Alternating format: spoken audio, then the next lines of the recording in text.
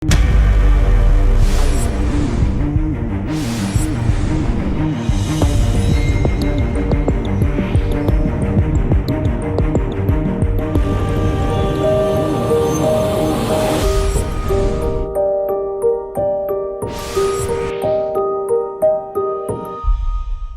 वालेकुम नाज़रीन, प्रोग्राम टेसरवाम के साथ मैं हूं अफजल यूबी। नाज़रीन, पाकिस्तान में 2022 सियासत के हवाले से, मुआशत के हवाले से, टैक्सेस के हवाले से कैसा रहा, क्या तरक्की हुई, क्या परेशानियाँ आई, क्या मुश्किलात आई, क्या तब्दीलियाँ आई। 2022 में एक फ्लड आया, दूसरा पाकिस्तान मुआशी तौर पर बहुत ही पीछे चला गया। क्या वजूहात थीं, क्या मसाइल थे, वो किस तरह हल हो सकते हैं, किस तरह हम 2023 को बेहतर बना सकते हैं, इस पर आज हम गुफ्तगू करेंगे। 7E तो बहुत हॉट इशू है इस वक्त, और 7E के ऊपर डिफरेंट हाई कोर्ट्स के अंदर लेजिस्लेशन और क्वेश्चन ऑफ लॉ के ऊपर क्वेश्चनिंग चल रही है, जिसके ऊपर जो है ना अभी रिसेंटली सिंध हाई कोर्ट ने FBR के हक के अंदर फैसला दिया है। बलूचिस्तान हाई कोर्ट ने भी टेम्परेरी इंजंक्शन ऑर्डर दे दिया है 7E के ऊपर। और बेसिकली सबसे मोस्ट इम्पोर्टेंट जो अभी ऑर्डर पेंडिंग है वो लाहौर हाई कोर्ट का ऑर्डर पेंडिंग है, जिसके अंदर 7E के ऊपर काफ़ी ज़्यादा स्टे मिल चुके हैं। फर्स्ट ऑफ ऑल तो हमें 7E को अंडरस्टैंड करने की ज़रूरत है कि 7E है क्या। 7E बेसिकली हमारा जो जितने भी हमारे प्रॉपर्टीज़ हैं उसके ऊपर गवर्नमेंट ऑफ पाकिस्तान ने और एक टैक्स लगाया है फाइनेंस एक्ट के अंदर, जिसमें ये है कि अगर आपका घर है, प्लॉट है या अदर प्रॉपर्टीज़ है जिसमें आपकी इन्वेस्टमेंट हुई है और उसकी प्राइस 2.5 करोड़ से ज़्यादा है, तो उसमें से अगर आपका एक घर जो ज़ाती इस्तेमाल में वो एग्जाम कर दिया जाए और आपका ऑफिस जो पर्सनल यूज़ की शॉप है या घर है वो एग्जाम उसमें से एग्जाम है, बाकी के ऊपर एक स्पेसिफिक परसेंटेज है जिसको 1% अप्रॉक्सीमेटली कह सकते हैं कि वो आपने देना है ऑन मार्केट वैल्यू, जिसके ऊपर गवर्नमेंट ऑफ पाकिस्तान ने डिफरेंट न्यू वैल्यूएशन रिपोर्ट्स भी इशू कर दी है। स्पेसिफिकली लाहौर के लिए भी कर दी है, पाकिस्तान में डिफरेंट सिटीज़ में भी कर दी है, और एक सर्कुलर इशू किया था जिसमें 31 दिसंबर तक जिन बंदों ने रिटर्न फाइल कर दी है और उन्होंने 7E का टैक्स जमा नहीं करवाया तो 31 दिसंबर तक अपना वो फॉर्म जमा करवा सकते थे। वो भी टाइम डेडलाइन कंज्यूम हो चुकी है, ख़त्म हो चुकी है। अब हमारा ये जो basically being a legal consultant हमारा इकोनॉमी के अंदर बहुत इंपॉर्टेंट पार्ट है कि हम इकोनॉमी के और लेजिस्लेशन के कुछ लूप होल्स को पॉइंट आउट करते हैं, उनको एड्रेस करते हैं और फिर उनका हल बताते हैं। जो ये बहुत इंपॉर्टेंट प्रोग्राम है जिससे हमारी आवाज़ अक़वाम बाला तक भी पहुंचती है, FBR हेड ऑफिस तक भी पहुंचती है और फाइनेंस एडवाइजरी तक भी पहुंचती है।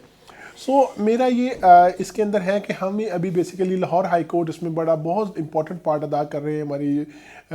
जिसमें डिफरेंट एक्सपर्ट्स हैं अपना इनपुट दे रहे हैं, अपने आर्गूमेंट्स भी कर रहे हैं, जिसमें फेडरल गवर्नमेंट की तरफ से भी रिप्रेजेंटेशन आ गई है, पंजाब गवर्नमेंट की तरफ से रिप्रेजेंटेशन आ गई है।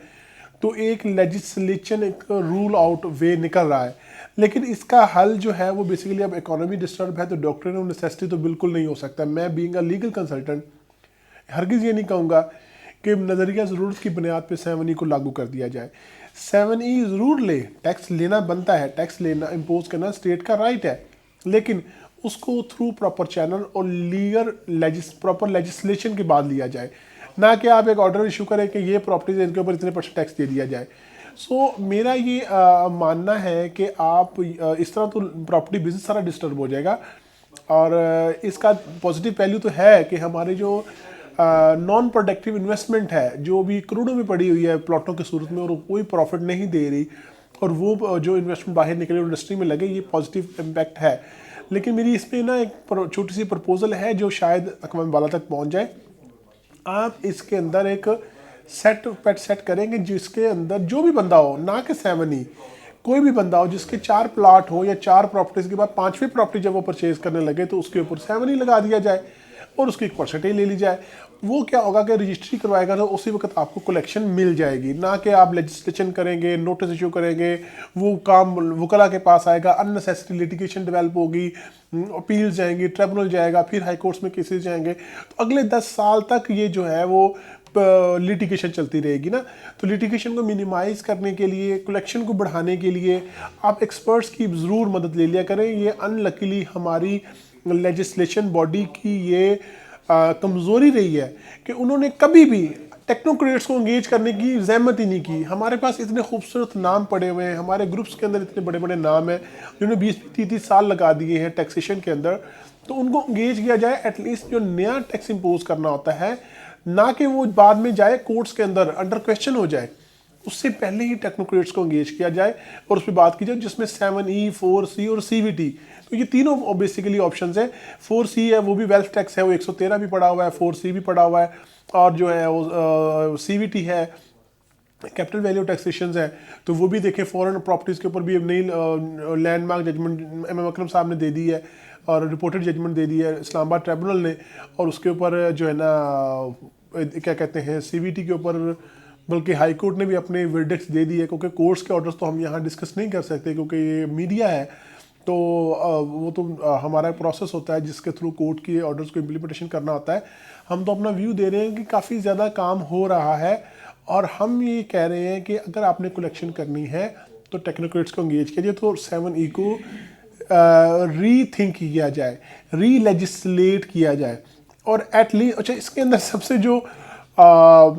क्या कहते हैं इम्पोर्टेंट पार्ट है वो है रेट्रोस्पेक्टिव इफेक्ट। इट्स मीन कि ये 7E 2023 के बिल में लगा है और ये 2022 में भी एप्लीकेबल है, यानी कि जो पुरानी वेल्थ है, पिछले साल के एसेट्स हैं, उनके ऊपर ये लगेगा। इनकी कलेक्शन पॉइंट ऑफ व्यू से है तो ये रेट्रोस्पेक्टिव इफेक्ट को ज़रा मैं कहता हूँ थोड़ा सा पोस्टपोन कर दिया जाए, इसको अगले सालों में लेके लाया जाए, और इस पर एक बाकायदा तौर पर कमेटी तश्कील दी जाए जिस पे ये कलेक्शन हो सके। बेसिकली हम क्या करते हैं, हम छोटी सी गलती की वजह से केसेस को लिटिगेशन में लेके चलते हैं, कलेक्शन नहीं हो पाती। ऑफिसर्स भी इसमें रिस्पॉन्सिबल है। ऑफिसर्स क्या करते हैं, रूल्स को फॉलो नहीं करते और क्या कहते हैं लॉ को समझते नहीं है, डिमांड जनरेट करते हैं, प्रेशराइज होता है, डिमांड जनरेट करने के बाद आगे निकल जाते हैं, और वो केस लिटिगेशन अपील में, ट्रिब्यूनल में, हाई कोर्ट में उड़ के फिर वापस आता है, तो 6 महीने के बाद केस भी वहीं स्टैंड कर रहा होता है, डिमांड भी कलेक्शन नहीं हो रही होती, और एक मशीनरी जो बर्डन है वो सारा यूज़ हो चुका होता है। तो ना तो क्या कहते हैं स्टेट को कलेक्शन हुई, स्टेट का ऊपर से एक्सपेंस भी हुआ, ऑफिसर साहब भी 3 महीने 4 महीने की सैलरी 6 महीने की ले चुके हैं। तो उस ऑफिसर को चाहिए कि प्लीज़ जब वो डिमांड बनाए तो वो कम अज़ कम रूल्स को फॉलो करे। और सेम प्रोसेस अडॉप्ट होता है हमारी legislation body ministry of law के ऊपर, जब भी फाइनेंस एडवाइजरी के ऊपर जब वो लेजिस्लेशन करें, जब भी वो नया पॉइंट ऐड करें, तो कम अज़ कम टेक्नोक्रेट्स को एंगेज करें, डिफरेंट बिजनेस बॉडीज़ को एंगेज करें, और उनसे ये एडवाइस लें, और उनको फिर उसके एडवाइस के साथ लॉजिकल रीजंस भी लें। अब प्रॉपर्टी बिजनेस अगर सारा डेवलप, मिसाल के तौर पे सिंपल सी एग्जांपल है कि ये एक ए प्लॉट है, आप वो उसके 70 लाख रुपए के ऊपर आपने 7E लगा दिया है, तो 7 वाला 80 का नहीं बिक सकता, वो 70 का भी नहीं बिकेगा, उससे नीचे का बिकेगा, क्योंकि भाई मैंने कम से कम बेचना है, मेरे पास प्रॉफिट ही नहीं है, और जो खरीदेगा वो भी उसी डिमांड पे खरीदेगा,